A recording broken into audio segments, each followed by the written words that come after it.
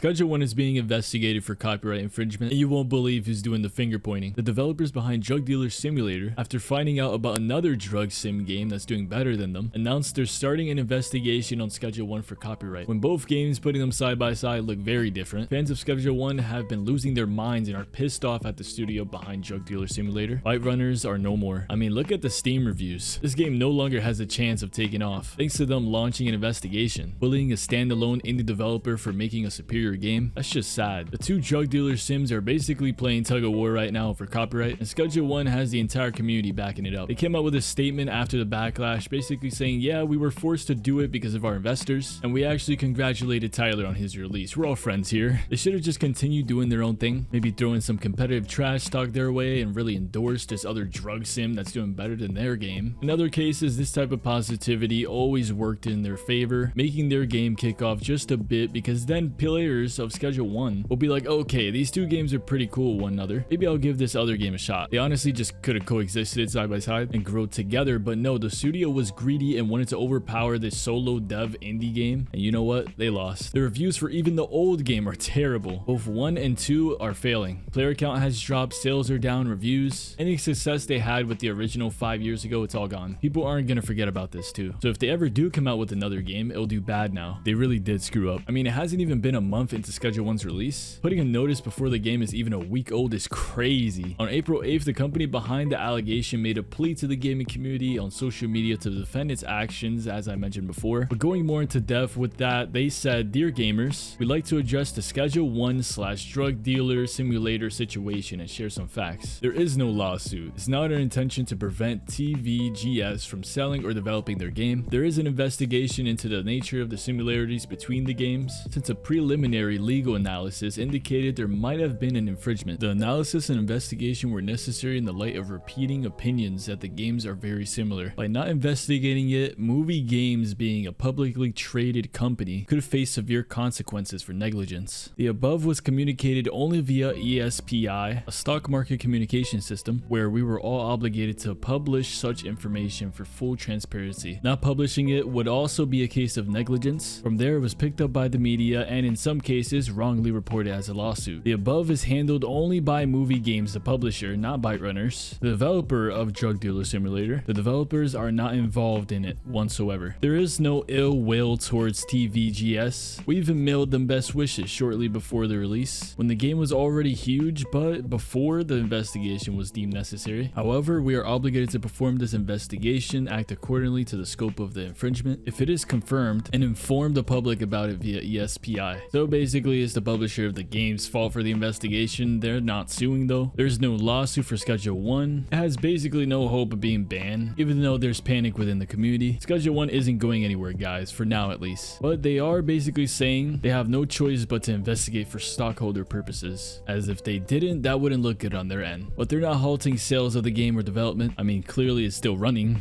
Things will continue as normal. They just have to check out the game to make sure they didn't steal any assets, which might sound good, but like a lot of people are saying, if they find even the slightest thing off, this whole thing can turn into a lawsuit and the game could face removal on Steam. With some people saying they don't even care if some elements were being borrowed from Drug Simulator published by Movie Games, because in their words, it's the game they actually want, which is crazy to say. Like, imagine hearing that from your own players. Honestly, I'd quit. That sounds hurtful. People still continue to threaten to boycott all future games published by Movie Games SA, and everyone's just outraged by the jealousy Movie Games has over Schedule 1. It's been outselling Drug Dealer Simulator like crazy. Either way, as of right now, Schedule 1 isn't going anywhere as said so by the game's publishers. Still concerning for fans that argue they may get something from the investigation soon, and get Schedule 1 creator Tyler to have to go to court for copyright infringement if anything's eventually proven. This whole thing just really sucks, man. Schedule 1 can't catch a break since the game's release. All I see is people in the media trying to take shots at the creator for making the game. Like, dude, it's a fun game. It's a thick thing, well made, and genuinely just a good sim. Probably one of the best games I've played in a while. And it's not even a AAA game. It was made by one guy, and it's outselling major titles like Marvel Rivals right now. So it better not go anywhere. Possibilities are slim as said so by the publishing company, but the fact it's still there is the problem. Anything can happen, anything can change in the future. But I don't think they would go any further with this whole thing as of right now. It's costing the company everything they got. Even if they did find anything, the chances of them taking this in a court of law are slim. They might just stay quiet about the whole thing. Right now, after the controversy, they're basically trying to forget any of this ever happened. happened. But let me hear your thoughts below. Subscribe for more, leave a like. Also, if you're a HyperX fan or you're new to the company and interested in getting a new headset, microphone, or 60% keyboard and mouse for a budget price, check out the first link in the description. HyperX is having an insane spring sale with most products up to 30% off. You can apply my discount code, all caps LapisGoBlue, for an extra 15% off, making even their bundles a low price to kick off your gaming grind in games like Schedule 1. I guarantee you this gear will help you expand your empire. And with iconic headsets like the Cloud 3s, angled 53mm drivers that's been fine-tuned by HyperX audio engineers to provide the optimal listening experience that ascends the dynamic sounds of gaming, alongside games like Schedule 1 and its amazing soundtrack, you're gonna want to have the best gear HyperX has to offer while playing this game. Again, check it out, link in the description. Thank you HyperX for the sponsor. Been using their 60% keyboard and headset for years now. I recommend you guys check it out. That's about it. Thank you so much for listening to what I have to say today. Love and appreciate all of you, and I'll catch you on the next one. Peace out. Stay blue.